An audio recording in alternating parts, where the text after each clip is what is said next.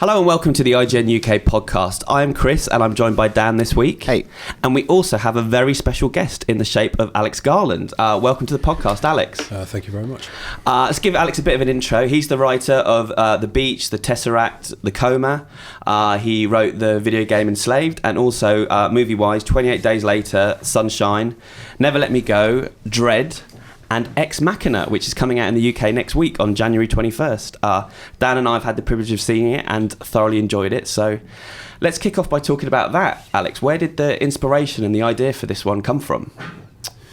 I think way back, it probably came from having a ZX Spectrum and doing very simple programs, line 10, print hello, line 20, go to line 10 or something like that, and trying to make a computer say something and realizing it's not saying anything, and just sort of puzzling over that, and maybe doing a very simple sort of Q&A type program and making the computer feel slightly more alive, but also realizing it might feel more alive, but the gulf between that and actually being what we are is still sort of impossibly huge.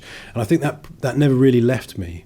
I stayed interested in, or I became interested in AIs. And if you're interested in AIs, you also end up being interested in brains, human consciousness, because the problems of AI and the problems of consciousness are basically the same, and or at least very related.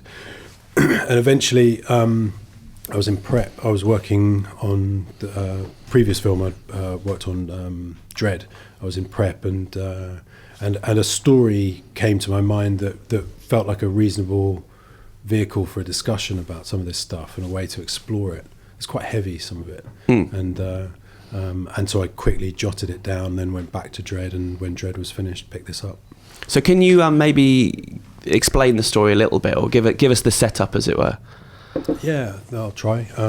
It's a pretty simple premise. It's a coder who works for the world's biggest internet search engine wins a competition to spend a week with the CEO of the company in the guy's mountain retreat, sort of reclusive figure, CEO.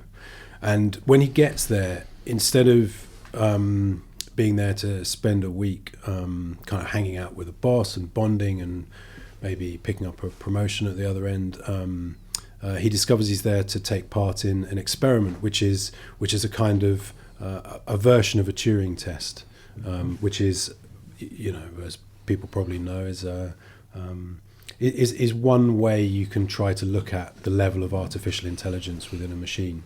And it's about whether a machine can fool a human into thinking that they're talking to a human as opposed to a machine. But this is like a step past a Turing test, and from that point, it's like a kind of love triangle that then becomes a love quadrangle, if that's the right word. There's 4 people in the house, 2 men, 2 women of sorts, and it's a kind of turns into a weird sort of slightly trippy psychological thriller. Does that sound about right? You've seen it. Definitely. I've seen it twice now, and it's funny you mentioned the quadrangle, because I wasn't paying. That may not be a word, by the way. But that 4th character, I wasn't paying as much attention to on the rectangle, a square. Yeah. Square, yeah. Why rectangle? Yeah, I mean, I've seen it twice, and I saw it a screening a few weeks ago, and then just this week, and. You've seen it just for the first time this week. We came out, we were talking about it, just how tense the film is. Like, it's a really tense movie. The conversations, there's so many layers to each of the conversations in the film between both Nathan and Caleb and Caleb and Ava. Yeah, there's a lot of psychological warfare going on, I think, between them. And there's also a lot about sex, really. There's a lot of sexual tension happening, and it's partly about... It's about that as much as it's about consciousness in a funny kind of way. But, as always with films, it's hard to talk about it past a certain point without blowing what the thing is. But, yeah. It's a thriller, isn't it? It's a sci-fi thriller, I guess. Yeah. And it's got some kind of heavy ideas buried within it, I hope. When you were writing that script, I mean, it does seem to, it's a big concept, big themes. It's really thought-provoking, but it's also a really accessible film. Was that quite challenging, putting the script together to make quite complicated issues quite easy to understand? I don't know. The last time we spoke, was in a car park in Austin. Yeah. During Fantastic Fest when Dredd was about to be released. Yeah. And you were in the process of telling me that was an accessible film that was going to do well, and then it really bombed. It bombed harder than anything I've ever worked on. So I'm slightly suspicious of what you're saying. I think at the time we were. I hope you're right. I hoped you were right the first time, but I also hope you're right now. I think you were worried at the time about the film having an R rating and an 18 rating, and the fact that you'd gone for it. And I was saying I don't think that would be a problem, and you said I think it is, and it was a problem. Yeah, but can we pin it on the R rating? It didn't help, but I think District 9 probably had a R rating, and that did great, and it's a fantastic movie. And it just didn't work, did it? It would be good if your strike rate was like 50-50, so you're wrong the first time and now you're back right on the money. Let's go with that then. Yeah. But we loved Dredd, didn't we? Yeah, I love Dredd. Yeah, of course, Dredd was great. The readers loved Dredd. So this is the first film you fully directed yourself. How was that as a challenge? It wasn't really a challenge at all. I've been working in film for a long time, and a lot of the people... listen, my approach to film is not really very director-centric. It's about a team of people working together. It's about the collaboration, and it's who you're working with. And that's been my experience of filmmaking in the past, and it was exactly the same on this film. And, many of the crew on this film I've worked with a lot. And actually... Donald Gleason, one of the key cast members, this is the third film we've worked on together. So the processes were very familiar, the faces were friendly and familiar, and there were some new people there too, but they were good people, and it was straightforward. And there were challenges in the film, like it's shot in 6 weeks, okay? So, and it's also a film which has quite a calm atmosphere. So shoot very, very quickly and also keep it calm. That can be quite difficult. That can present challenges, but that's not what you're alluding to. The directing thing is kind of, I think, overstated. It's all filmmaking. Everyone in the crew, everyone in the cast, they're all filmmaking. You're just one of them, and Film's a collaborative affair as always, but why is this the project where you chose to? Did things align to put you in the director's chair, or did you want to have slightly more control over this script? No, no, because that sort of presupposes I haven't had control over the script before. I mean,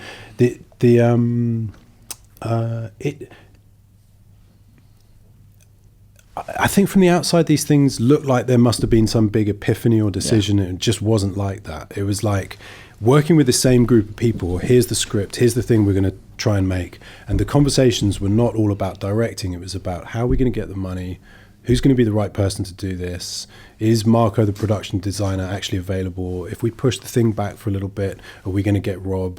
It's that's actually what that's what's happening in the process of making the film. And so that was the kind of conversation we were having. Can you talk a bit about your cast and what each of these actors brought to their respective roles? Because it's a three-hander, it becomes a four-hander, but man, they're all on fire in this film, like it's across the board. They're amazing. Actually, they've all got exactly the same thing. They've all got something in common, and it's the most important thing, which is they're all actors. The diciest part of making this movie, the scariest part, was the casting process, because you can, finance for a film can depend on casting and depend on getting a star, right? Not all stars can act. And in this particular film, now in some films that's fine, you can have a star and they'll carry you through the film on the strength of their charisma, and that's a really valuable thing to have. It can be a really important asset in a film. In this particular film, it wouldn't work. You have to have real actors. You have to have serious actors. The reason is very long scenes, a lot of dialogue, huge weight on the shoulders of the actors. If one of those actors isn't performing, the whole movie would fall apart pretty much instantly. So the thing they had in common is they're all heavyweight, serious actors, first and foremost. And the trick with this film was, it's got a particular kind of subject matter. It's got a particular kind of adult content at times. It's got a particular kind of aesthetic. And to do that properly, you need a lot of creative freedom. that means you've got to make it cheaply, and you've got to get serious actors, and that was how it was all set up, I guess. So how did you make it look so good on the cheap comparatively? Because the effects are stunning. I mean, they're not in-your-face effects, but just of the design of Ava is, even up to the end of the film, it's quite breathtaking just looking at her form, her body. Well, one reason is having a very brilliant VFX team who are very committed, to the project and go over and above, the call of duty. That's essentially how that works. I mean, there's various answers to that question. I've been working film a long time, sometimes working in a kind of producerial type capacity and having to think about budgets and stuff like that. I know if you shoot quickly and you've got a limited bunch of locations and a small cast, that enables you to work cheaply, and so so there are various things like that going on, I guess. But the VFX, the VFX actually was like the situation with the actors. If the VFX wasn't at a very, very high level, if it didn't stand up actually to the level of VFX you might see in a seriously expensive movie like Interstellar, where they've got sort of almost limitless resources, again, it would fail. It wouldn't work. The VFX company knew what they were getting involved with. The team was headed by a guy called Andrew Whitehurst. He's probably the smartest guy I've ever met. He's unbelievably committed. He's very inventive. He's a can-do guy, and he said, "Yep, I can see what we've got to do. We'll do it." And they delivered. That's why I underplay all this director stuff, because I know exactly how important Andrew Whitehurst was, and as one of the many legs, multi-leg table, 16 legs or whatever the hell it's got, and crucial. Cool. You mentioned coding at the beginning on your Spectrum. Are you still interested in coding? Is it something you've looked into? I signed up for Code Academy at January 1st, and one of my things for this year was to learn how to code. So I've learned some basic HTML, some CSS, but did you do a lot of research into coding? Because obviously, I did. Dom will there's a scene where he tries to intellectualize it and comprehend what's going on inside of Ava, and Isaac's character tells him, like, I just want a regular conversation. Mm-hmm. Did you look into a lot of what this advanced coding is capable of today, or was that just a little bit of an embellishment to give it some kind of grounding in the film? I'm terrible. I mean, forget me as a coder. Okay. Right? Scratch that for openness. But with that kind of stuff, I want to be accurate. Yeah. And sometimes there's like little in jokes. There was one I got in there in the script, but then cut it out of the film, which is a sort of very early bit of code for a Hello World program, which is like the most sort of basic kind of AI you could think. I mean, there's not really an AI at all, but it gives the fleeting impression of there being an AI because the computer says "Hello World." So, so there are little gags and stuff like that. But really, what I did, and I haven't always done this in the past. So a film like Sunshine, for example, has a couple of scientific sort of conceits almost, or sort of nudges towards something. But basically, it's bullshit. It doesn't really make sense in any kind of scientific sense. Not high SF. Well, sure, whatever that is. I guess it's not. Yeah. Sorry. So, this is different. In this, what I did was I tested the script before we shot it. I sent it to various people. So, a guy called Murray Shanahan, he's the professor of cognitive robotics at Imperial. That's like our version of MIT. And I said, take a really hard look at this script. This is your world: robotics, AIs, consciousness. Check it out. Murray actually then wrote a bit of code, which is on a screen in the film. So the code in the film is accurate, and it stands up to the inspection of a very intelligent cerebral guy like that. And so I guess that's the process. It's not me. I'm checking it with smart people and getting the right answers, I hope. We know that you're a bit of a gamer, so I'm wondering, have you got time to game at the moment? And if so, what are you playing? I always find I have time to game, even when I probably shouldn't. Yeah, no, absolutely. The games I've really got into this year. Well, The Last of Us sort of what do you call it? Remastered, PS4. Sort of, I think it might be the best game I've ever played. Possibly, I think. I think that. Yeah, I mean, I don't know if you can say that, but. it's stunning. It's absolutely stunning. So I played that through earlier this year. Gone Home, I think, is phenomenal. One of the best games I've ever played. I played that this year. Stanley Parables, played that this year. Also, just like loved it. Dark Souls 2, played that through. Got about halfway through New Game Plus, and then thought, no, I have to stop. And partly because I started playing Destiny, and that I haven't yet stopped. You've got 3 characters on the go. Is that right? I've got 3 characters on the go. Yeah, I do. Of each class? Yeah, one of each class, yeah. Level 32 and 2 level 31s, and which is an indication of how many hours I've sunk into that game. Previous to this, I had like Xbox 360 and decided I was going to get a PS4 because I was desperate to play The Last of Us, which then... You felt you missed out on PS4. I had missed out. Yeah. I knew I'd missed out. I didn't realise how much I'd missed out when I played it. Absolutely just blew my mind, that game. I mean, it blew my mind. But what is it particularly about The Last of Us? So probably several things. I think, well, there are several things. I think it just works on every level. So there's that. And I work in projects which involve a lot of different things coming together. And when you see something else that achieves its goal as holistically as that, you can't help being impressed, really. I think it demonstrated how effective games can be as narratives. I think there were things in the past that have shown this as well. I think the first BioShock game has a brilliant narrative twist in it. When you kill the guy with a golf club, and you suddenly figure, oh, hang on, there's some whole meta thing going on here. Where the game designer is kind of, the player, blah, blah, blah. So that had been demonstrated, but it was never demonstrated in such an emotional way, I think. I got incredibly involved in the character. I thought the writing was terrific, really smart writing, and really beautiful performances. Yeah. And then the graphics matched the incredible level of these other things. Well. It's just everything, literally everything. There was a point where you're playing the girl. Yeah, in winter. Yeah, and you're chasing a deer, and I just thought, this is like now transcended everything I thought it possibly could do. It's an interesting game. It gets better as it goes on. Yeah, which is very unusual in a game. So anyway, phenomenal. So I mainly write about games on IGN, but sometimes I do movie stuff. And obviously, in the last year, I think it was announced that they're going to make a Last of Us movie.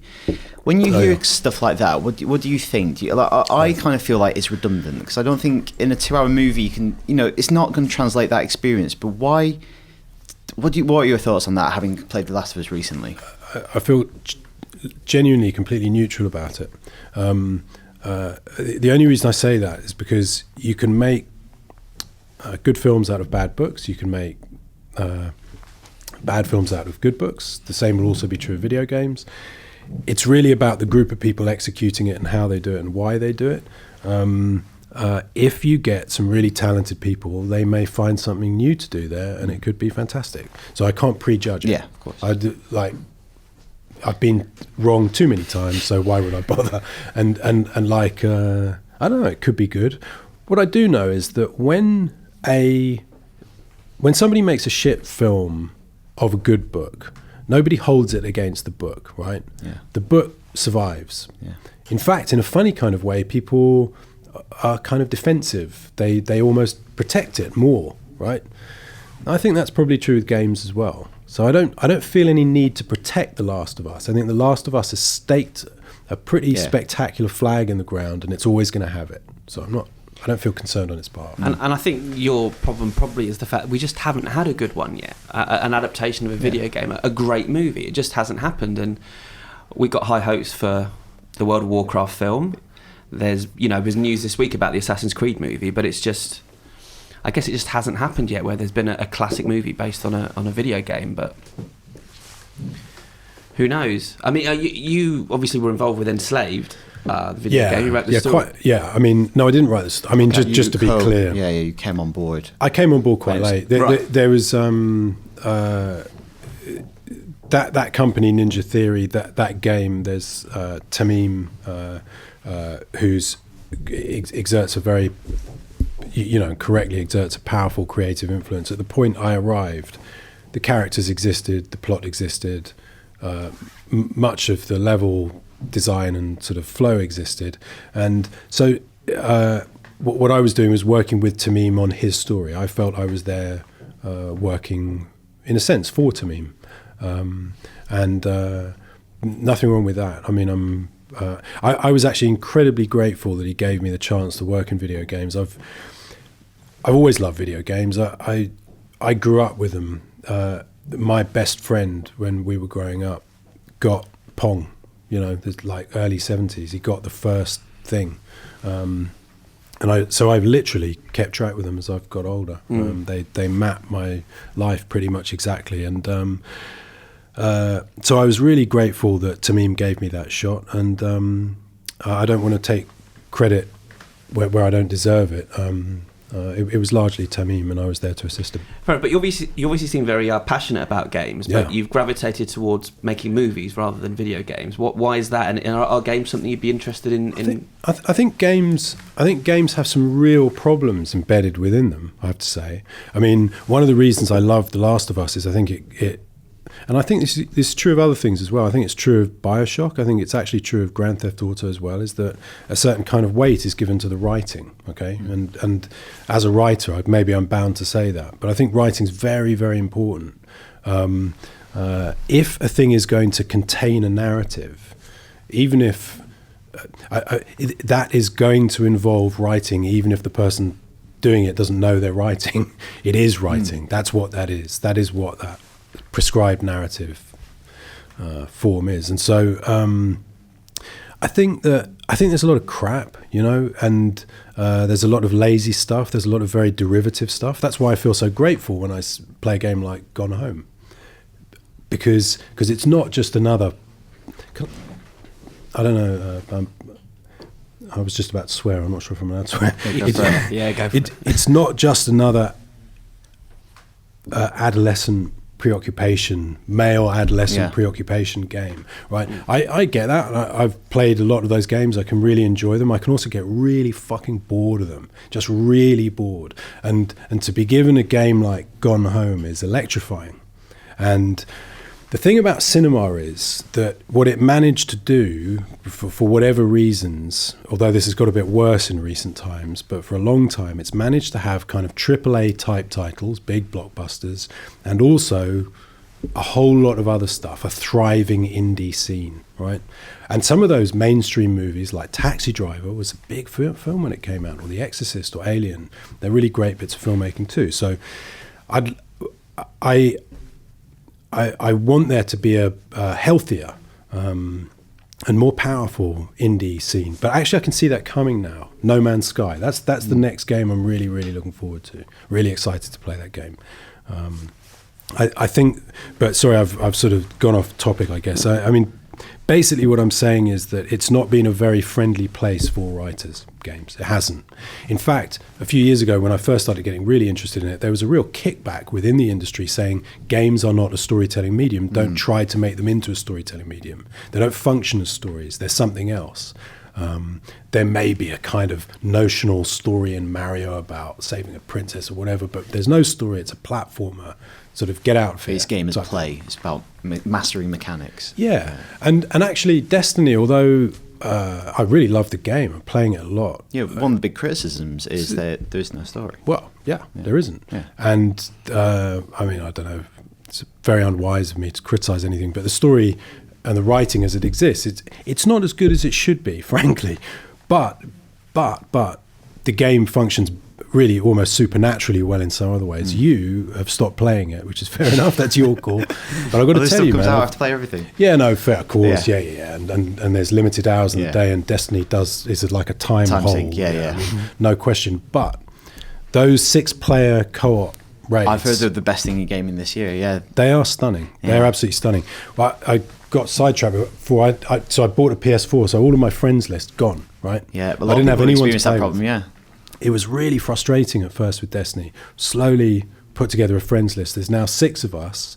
We're all at the same level. We're really into it, and just a bunch of guys. And I gotta tell you pick it back up because all right, the narrative may not be as good as The Last of Us. I think that's sort of pretty much categorically true, but as gameplay, it's phenomenal. Something that's been really successful in the last kind of year, 18 months, are the Telltale games. Have you played any of those, which are kind of story-driven, kind of modern adventure games? Oh, yeah. So the text-based stuff, but they've adapted The Walking Dead. Oh, yeah, Critically acclaimed, written by Gary Whitta. No, sorry. I'm just not being savvy enough to with understand. the names, publishers and developers. Sure, of course, yeah. They're sensational. Yeah, really so story-driven in a different way. But it's interesting you say Dark Souls. Dark Souls is one of my favourite games of probably ever. Same, and it definitely in my has, top 10. It has a very interesting approach to narrative, because I always feel like playing Dark Souls that you are kind of like an archaeologist piecing it together, reading item descriptions, looking at the world around you to kind of infer who these characters are, what happened to this location. I understand exactly what you mean. It puts a lot of emphasis on the player to kind of piece it together and understand what your role in this world is. And even then, there's a lot of debate. There's huge forum boys debating the significance of a particular shield. And I find that's fascinating, because it really expects a lot from you as a player to be interested. You can play Dark Souls, don't care about any of that. It's just loads of boss fights. But there's, you can infer something from the fact that Smaug has a certain type of armor, for instance, and the description of the item that you retrieve, you kill him second. I think that's a really interesting way to tell a different type of narrative in a game. Agreed. What I felt about Dark Souls, and I really love that game, I really love it, definitely in my all-time top 10, no question, is as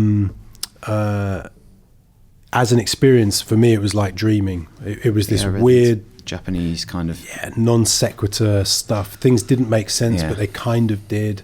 But it didn't matter. I think the extent to which they didn't, and that level of interpretation, I never put it on. I never sought for it. But it is a game. Asks for a lot, because it's so difficult. I think you said there's kind of like a poetry to it, and I think it's something to do about the world design, because you can go so far down in one direction. And you don't realise you've been turned around. There's a moment when I was in the Darkroot Basin, and I got turned around, and I thought, there's a dark door here. Opened it, walked the way up, and I was back where I started. And I was like, I never knew that. And the whole game exists. It's not cheated in any way. There's only one location that kind of teleports you if you go there. Everywhere else exists. The architecture is sound. So that's like incredible design. And it's really beautiful. It's beautiful. And there's a boss battle in there that I had to do twice, because I got very OCD about something and thought, I cannot now continue with this game. I have to start all over again because I've done something that incorrect. And so it was the hardest boss battle I've ever done. I'm going to get their names wrong, but it's something like Smorg and Ornstein. Jesus Christ, I found that difficult. I really it's notoriously difficult, and had to do it twice. That was one of the bleakest moments I've had in gaming, was when I realised I was going to have to do that again, but it was easy the second time. That's a brave man to do that. That's a feature, though, bleakest moments in gaming. It's so rewarding as well. I've got loads. Accidentally erasing all of my Gran Turismo progress when I was a long way in, and thinking, oh my God, it's gone, and I can never get it back. And that was bleak. That's pretty dire. It's a cruel world. That was another time. So we're at the start of 2015. What games are you looking forward to this year? Are there some that you're? No Man's Sky. That's the one I really want to play. Yeah. What is it? Bloodborne, which is this kind of spiritual successor to the original Dark Souls, directed by a guy called Demon Souls, a guy called Miyazaki, who's directing that. It's kind of set in kind of quasi-Victorian Gothic world, kind of more Lovecraftian than Dark Souls. That's really interesting. But No Man's Sky, what intrigues you about that? Is it the procedurally generated stuff? Does that the fact that the game that's almost a sci-fi concept in itself, a game that makes itself? It's to do with the fact that it's like a fantasy game of when I was a teenager playing Manic Miner or Jet Set Willy on a Spectrum, obviously very long before your time, I get that, but you can look it up, you can Google it. Sadly not before my time. Right. So you'd be playing these games. Every now and then there'd be some game that would sort of hint at what a game could be. Your imagination would sort of take you to what that sort of could be. And one of the kinds of thing would be the idea of flying along a planet and then going straight up and flying outside the planet and going to another one, flying back down again.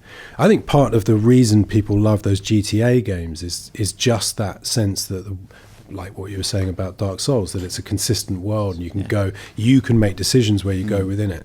So there's something of a wish fulfillment. That's what it looks like.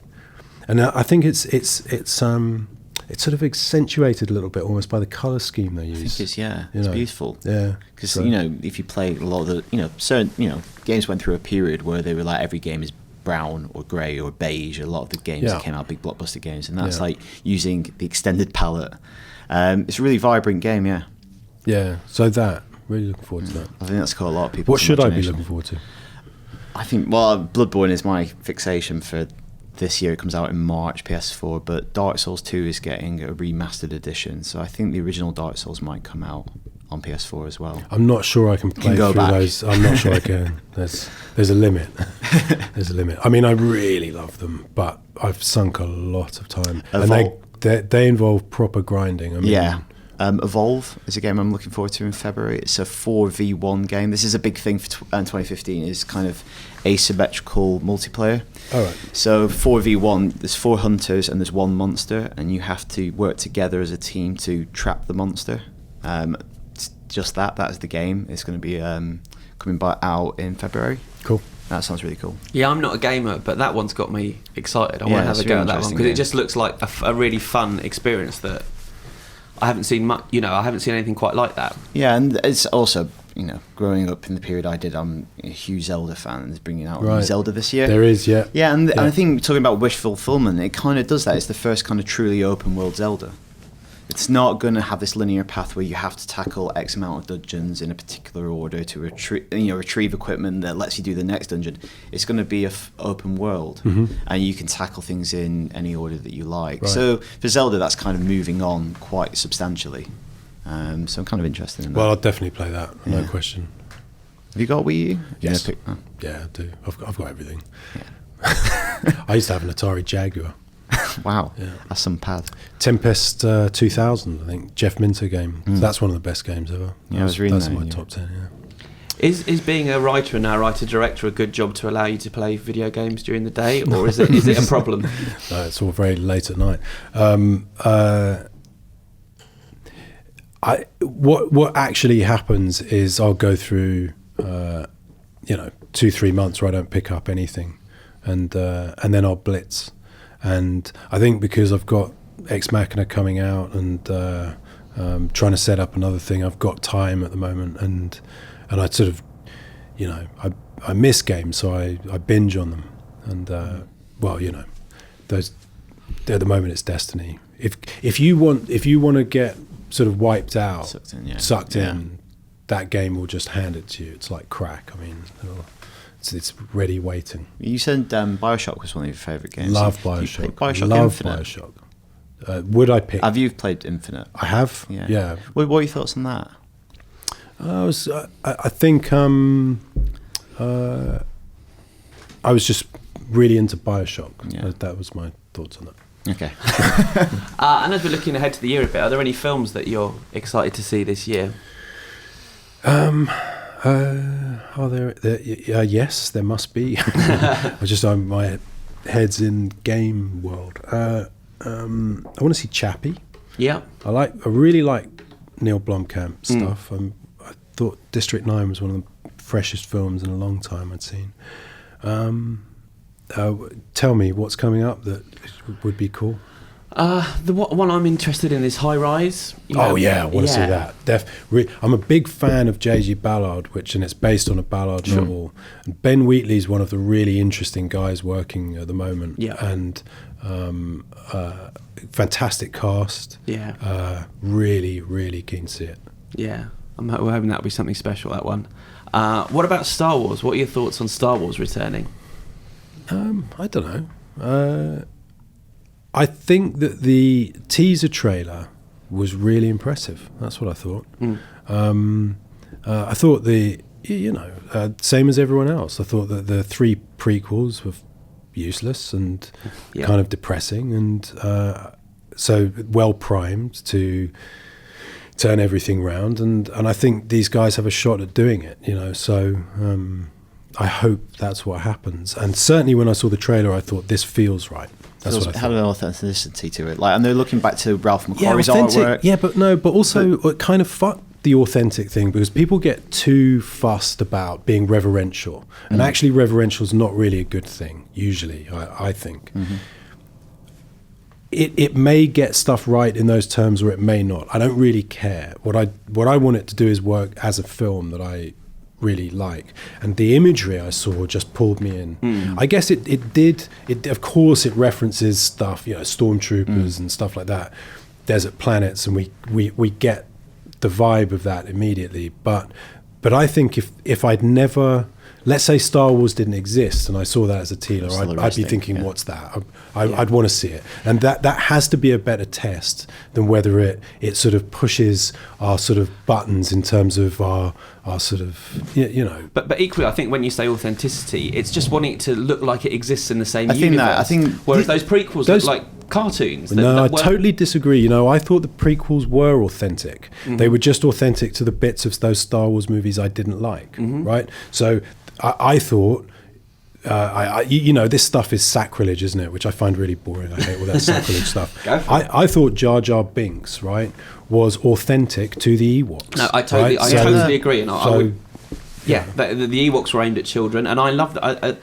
I was 5 years old when Jedi came out. The Ewoks were my favourite thing in the trilogy at the time, and now I can't stand them. But Lucas he knew how to push kids' buttons, and he did when I was a kid. And I feel the same way about Jar Jar Binks, but I don't know. They've just dated so badly the CGI, and I think there's going to be a real kind of tactile feel to the planets. I guess the effects have improved over time since those prequels were made, and we'll find out. Yeah, we will.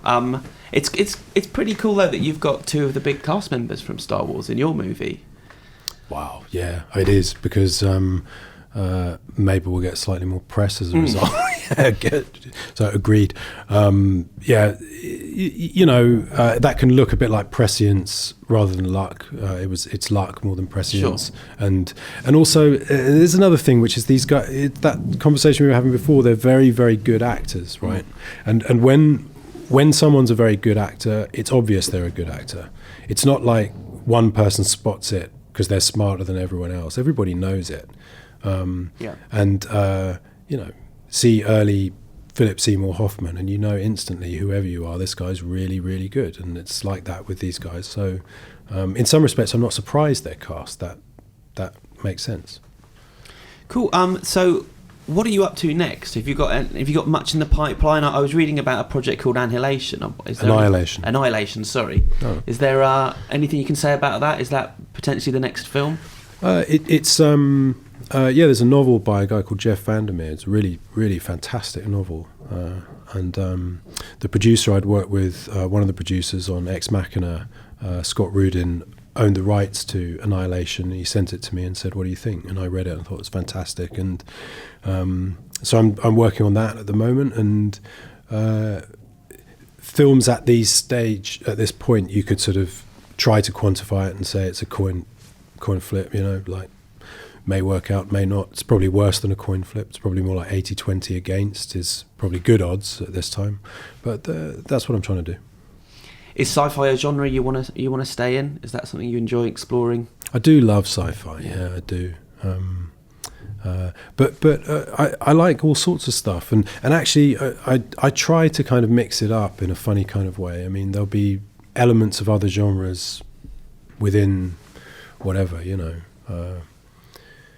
Dredd functions like a sort of 70s drug-fueled thriller in some respects, and Ex Machina's got funny kind of horror beats and adult drama beats and stuff. So I don't know. I love sci-fi though. Yeah, I'm happy to work in it again if possible. We absolutely adored Dredd, and even if audiences didn't go and see it in their droves, but it seems like a real kind of cult's built up around it, and this petition that's been ongoing of people trying to get a sequel off the ground. How does that make you feel as the guys behind it? Oh, it makes me feel sad, really. I feel grateful to the people who've attempted to get a sequel off the ground, and sorry that actually what happened was we let them down, because because the reality is that a film needs to acquit itself.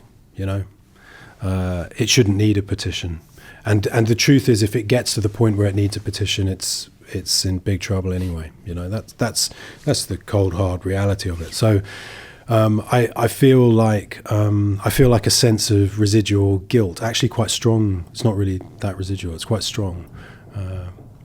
Dredd was a very, very hard movie to work on for all sorts of different reasons, and the reward would have been that at the end of it all worked out, but it didn't all work out. That's the reality of it. That said, I personally feel a lot of affection for the actual film. So some of the things around it might suck, but the film itself, I think that group of people, we did something in that. So that's good. I'd like to have rewarded. I'd like to be able to sort of do the right thing by the people that dig the movie, but I can't. I just feel sad because I feel from you saying that, because I feel like you've made a really good film and you've just put it out there in the world. Like, you shouldn't be feeling any guilt about that. It's no, that would be to kind of. I think I can't see it that way. That I feel that would be kind of disingenuous. So what happens is, at some level on film, people put faith and trust in a project. There was a lot of people around Dredd, right? Some of whom were not directly working on the film. Some of whom were working on the film kind of as a labour of love. There were comic book artists and guys who, I wanted to do the right thing by John Wagner, and Carlos Esquera and Mike McMahon, people who, or Mick McMahon, who came up with the and developed Pat Mills, the people who developed this thing, and to not do the right thing by them, it's uncool, but it's what happened. There are other business models out there like Kickstarter and things like that. Is there any chance that there aren't really? Not for that. No. Not for a $35 million film. Because for the ideas you had for the sequels were going to take more money, I think, than the first film, weren't they, to make? You could do them. No, I think you could do them same kind of budget. In fact, they were. Some part of me always does think in terms of financing. I think because that's what working film trains you to do. The basic idea was the first film we made it for. About $35 million, although quite a lot of that was to do with shooting it in 3D, or a chunk of it. And we managed to make that film for that budget by locking it in a building, essentially, sort of Die Hard style. And in the second film, it was going to go out into the desert, which would be the cursed earth. People who know the comic book, they'd know immediately what that means, and maybe throw some money at some key sequences, and which that's how you do it, I guess. And I think we could have probably made it for another 30, 35 type thing. We could have made it for 30 if we shot it in 2D, 35 maybe 3D, I guess, of that order. But third one, that would have been more expensive, because that would be going back to the city and maybe bringing in some dark judges or something like that. But anyway, it's all fantasy, isn't it? Dead in the water as far as you're concerned, then? As far as I'm concerned, it is. My hope is, and I actually think this will happen, is that somebody else will do it. And I mean, not to be kind of all coy and sort of silly about it, I think our film was better than the first one, right? Okay, just to be blunt. And the job of the next people is to make their film better than ours, right? And if they do that, then finally maybe this character will break out in the way that it deserves to. But we'll see. What about games projects? You said earlier on in the podcast that a couple of years ago maybe games weren't the most receptive place for writers. I think more than a couple, but do you have any ideas that you would like to pitch to games publishers, or are you going to continue to work in film, do you think? I don't really have any specific ideas, and I've made jumps in my working life in the past. I used to work as a cartoonist years ago, then I worked as a writer, novelist, and then I worked in screenplays. And I know, not to be arrogant, there's always a hell of a lot to learn. And the little bit of interaction I've had with the games industry has taught me there's an enormous amount to learn, so I wouldn't just say I could do it. Yeah. I'd definitely be interested in doing it in the right kind of project. The truth is that what I tend to make is stuff that doesn't have huge mainstream appeal, right? That I have a couple of times, almost like buying a lottery ticket, it's worked out. 28 Days Later and The Beach are the two things I've worked on that worked in a kind of mainstream way. But it doesn't usually happen. And so I think I'd be more suited to an indie end of the gaming world. And that would be the end I'd be interested in trying. Not shaven-headed space marines, something else. Okay. Yeah, and that is becoming a more significant, important, growing part of the industry. Yeah, but listen, but the indie game side is. Yeah, but it's doing so well, isn't it? And I mean, they've started to really just flex their muscles. So it's not like they need people like middle-aged guys like me coming in. Sort of, I like games. Yeah, exactly. Yeah, precisely. Yeah, so do we. Quite precisely. And I'm really, really happy to be a recipient of them. You know, I'd like to work in them just because I think they're cool. Yeah, right? There's nothing more about it than that. I don't think I've got anything to bring to the party. Happy just to play them. You mentioned The Beach. We've got a guy in the office, Dan Kilby, who used to appear on the podcast quite regularly. So listeners will know him. His favourite book is The Beach, and his favourite film is The Beach as well. Oh, yeah. So how does that work? Well, okay. we've gone over this beach.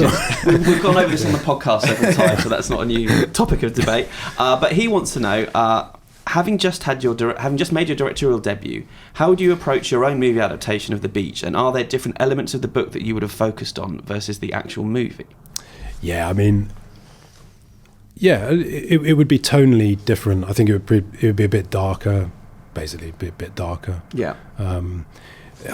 I didn't write the screenplay of The Beach. I wrote the screenplay of 28 Days Later. I think reasonably you could compare 28 Days Later tonally with the Beach film and see where my impulses lie. Yeah. Right? So. Fair enough. Well, Dan will be chuffed he's got a question asked anyway about The Beach. I'm very glad he likes it. That's nice. So that's cool. It's been discussed at length on this podcast. Oh, wow. 28 Days Later did get a pretty good sequel as well.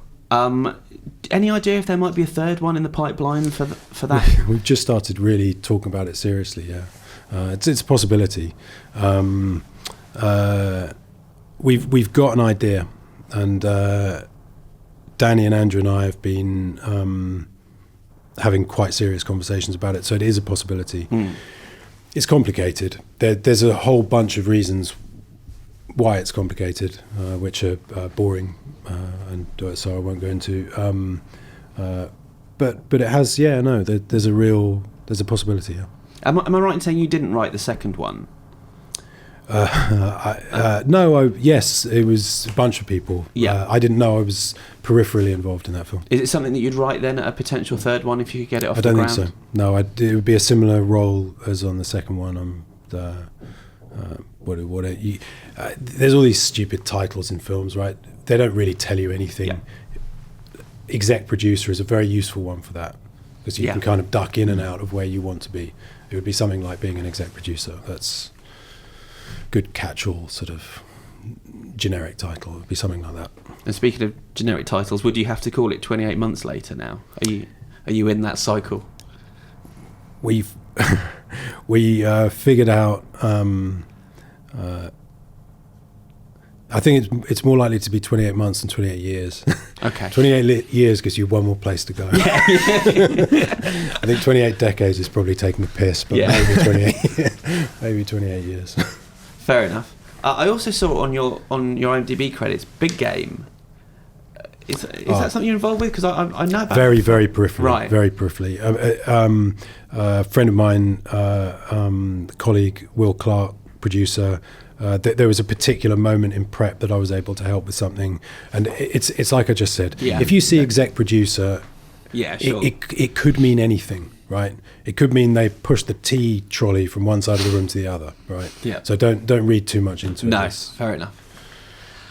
Dan, have you got any more questions for Alex? No, that's We talked about Dark Souls enough, I think. How does it feel though on the eve of the release of this movie? How are you feeling? Like confident, nervous, excited? Not confident, definitely. Not really nervous either. What I feel about this film is it's the best thing I've ever worked on. I'd include books and films, anything I've had any hand in up till now. This is the thing I feel most strongly about, really, and feel on a sort of holistic level it works in the way that I hoped it would.